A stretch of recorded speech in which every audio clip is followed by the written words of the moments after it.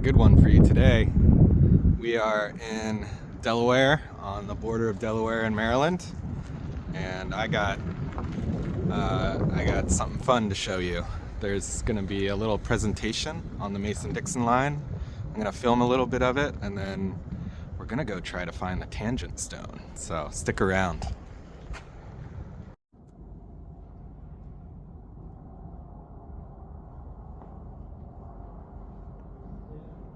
So we're here at the Cecil County Farm Museum, and they have this really cool display of what the farm would have looked like in the 1930s, and then in different time periods throughout history. Really neat. Look, you can see they played checkers. Huh. Very fun. So definitely come visit Cecil County Farms. Thanks to them for preserving this history and putting on this nice talk. It's a really cool map. Actually wish I could take a closer look at that map.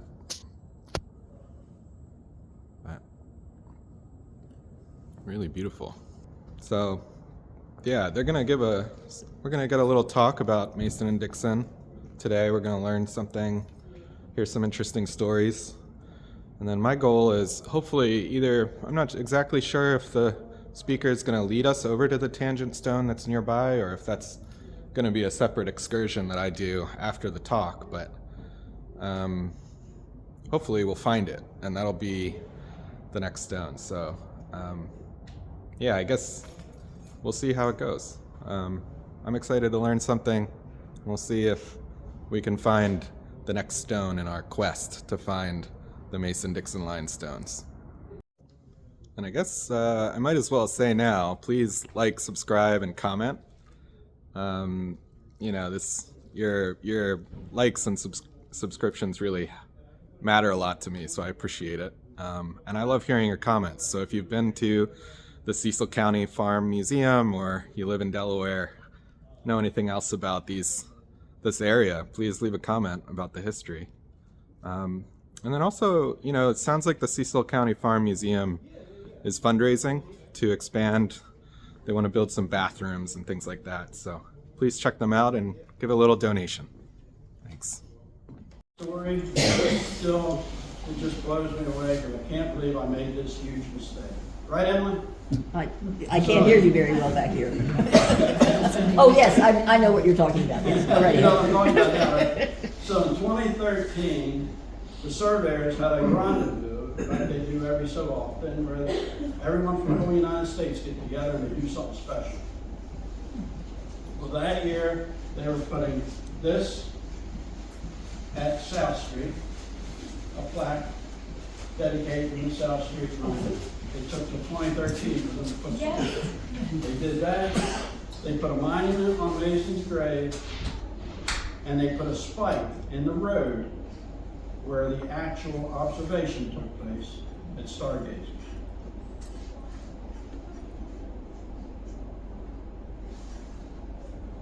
So my boss says to me, Dave, the Pennsylvania Society of Licensed Surveyors had a dinner at Wright's Restaurant in Wrightsville, Pennsylvania. John Wright Restaurant. If you never been to John Wright Restaurant, it's awesome. My wife and I used to go there all the time when I used to live in Durham. John Wright Restaurant, the licensed Pennsylvania surveyors were having our dinner there, and we got three gentlemen from the Maryland Surveyors Association, or they might have been from the historical surveyors. One of the two clubs. We're going to be there doing a talk. So I went to it, and they brought in a stone that they were going to use to put on Mason's grave.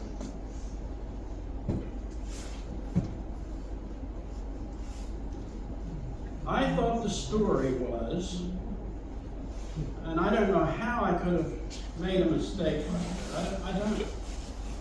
I thought for sure the story was they were out walking the line, looking for a stone to use for the rendezvous to put on Mason's grave. They actually had it with them. They had some strong men go out, put it on a cart, and they brought it into the restaurant. And they had it sitting. They said a gentleman approached them and said, "What are y'all doing?" And he said, "We're looking for a stone to put on Mason's grave." They said, "Well, you might be with luck. My pop got tired of plowing around that darn thing, so he yanked it out of the ground and he threw it down over the bank over." I could have swore they said this was south of Oxford, Pennsylvania. I really could. But evidently, I wanted it to be below. I don't know. I don't know what happened. But I thought it was somewhere south of Oxford. So Emily and Edith came to my very first Mason-Dixon talk a couple years ago in Westford.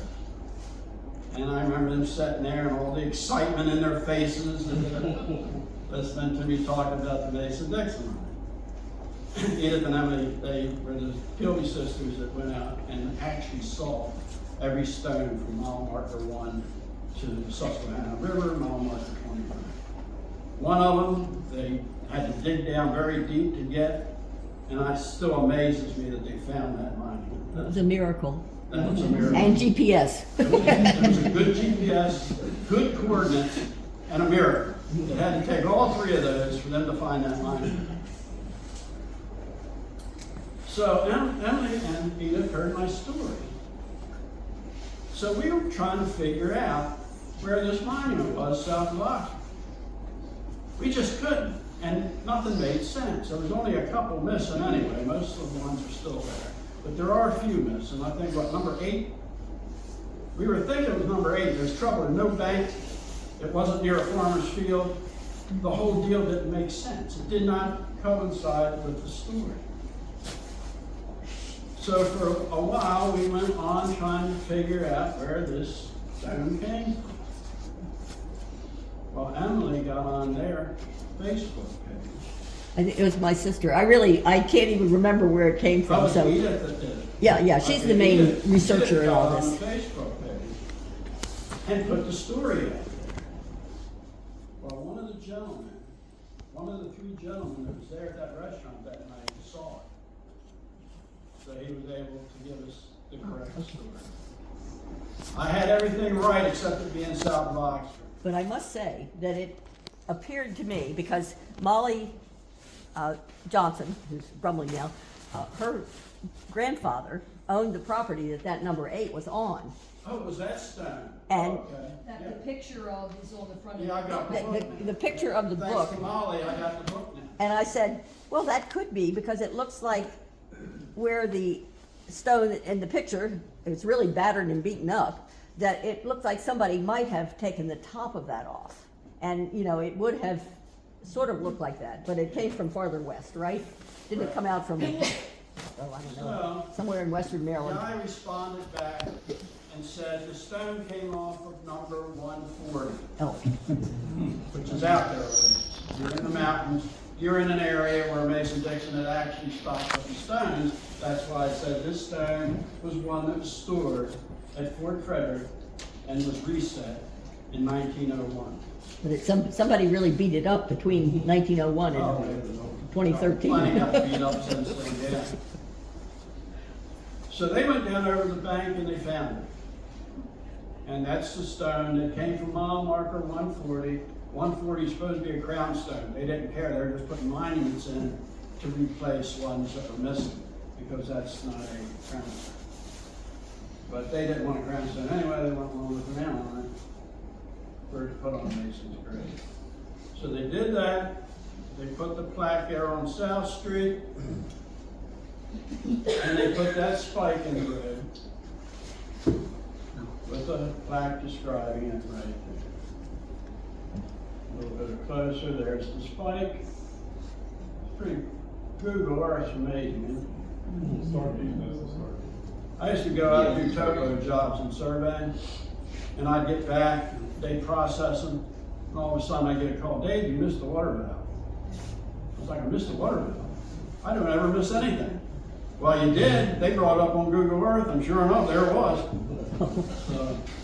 Google Earth hurt me once in a while. Is the historic stone on the Howard House property though? Not is that actually on their property? Yeah, I think so. Yeah. It's about 1,500 to 1,700 feet. So it says on in the road near the stone, a square iron spike marks the original location of the astronomical observation used by surveyor astronomers Charles Mason and Jeremiah Dixon in the year 1764 to determine latitude from the star. It was from here that they began measuring, 15 miles due south, to lay out the boundary. Well, that's incorrect, really, because they came off a stargazer stone to do the measuring to be precise. So that, yeah, how about that? That's a little incorrect. That's hard to change. The plaque is dedicated August 29th, 2013 by surveyors from the Surveyors Historical Society and the Mason-Dixon Line Preservation Partnership. And that, my friends, is the end.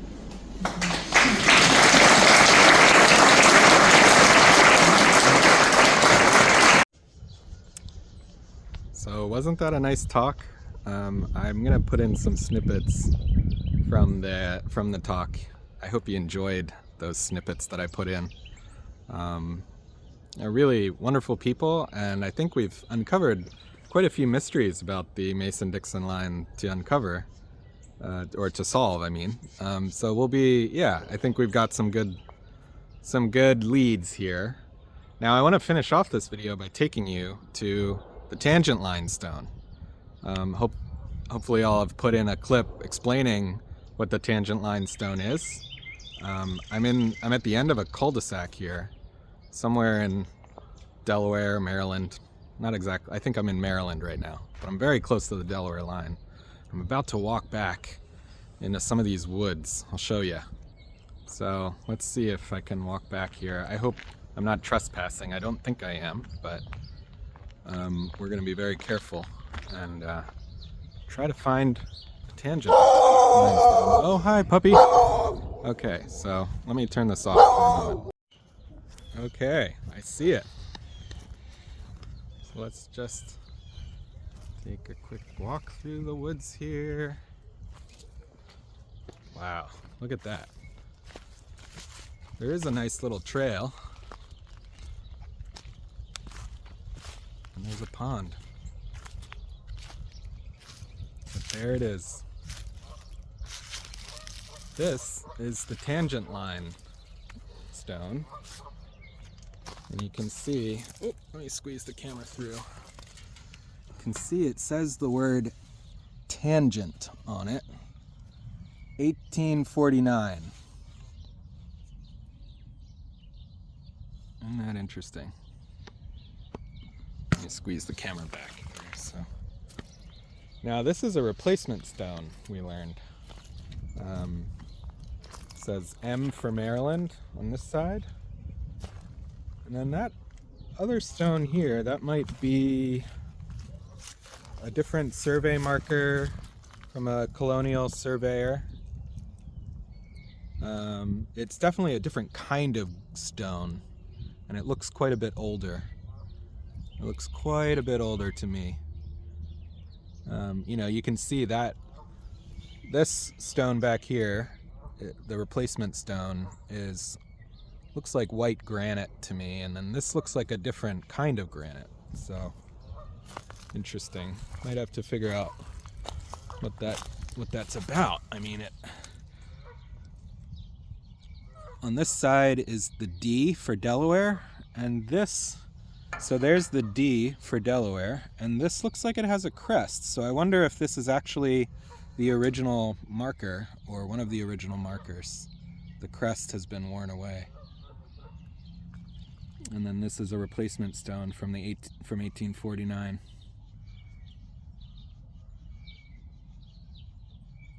Really amazing. Let me get up closer here. So you know, it looks like there's a nail. I don't know if you can see. There's a nail on the top of this stone. That's interesting.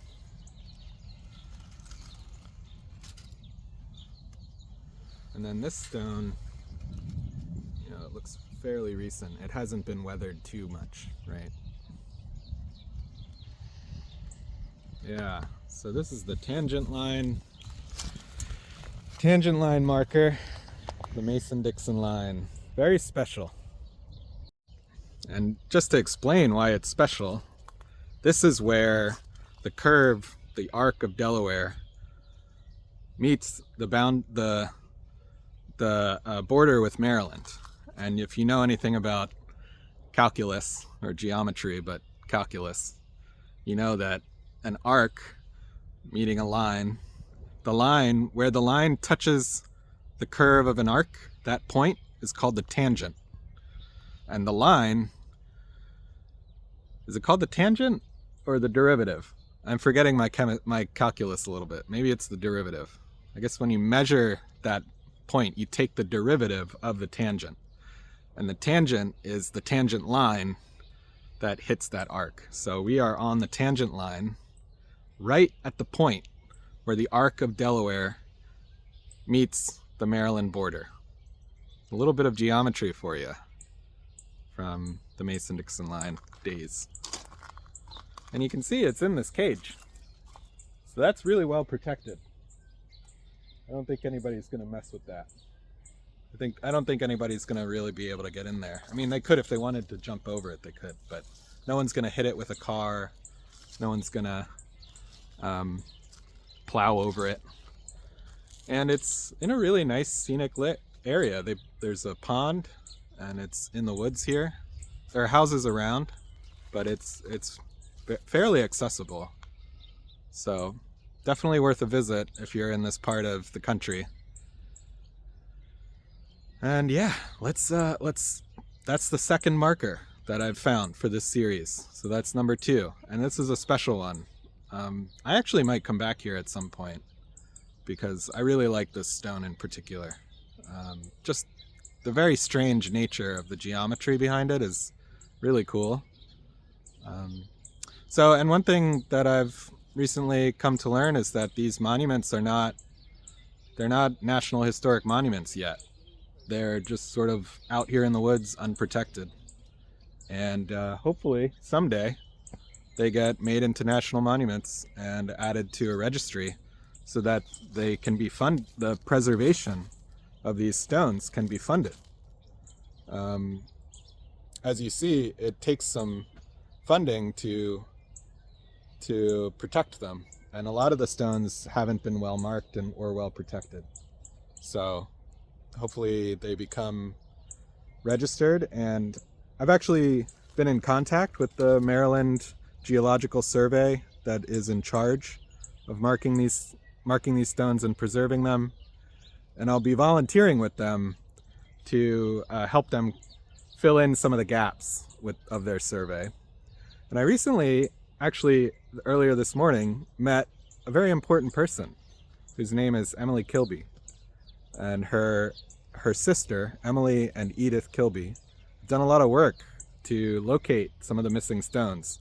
So I'm going to talk with them and see if we can find out some more information about some of the missing stones, and maybe she can show us where some of the stones she found that are maybe missing from others, the Geological Survey or other groups that are tracking them. So we'll see. There's a lot to uncover here, and this is just the beginning. So here's the second stone, the tangent stone, and we'll be doing more. So yeah, let's see. Now there is a bird. One second, let me flip the camera around. Now there's a bird here. I don't know if you can see.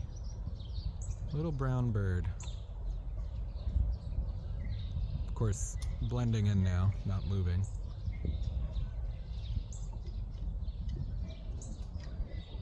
Can you see it at all? I don't know if you can really see. So well camouflaged. There you go. There you go. It's that little bird. So, since the ancients are definitely watching, they're definitely here.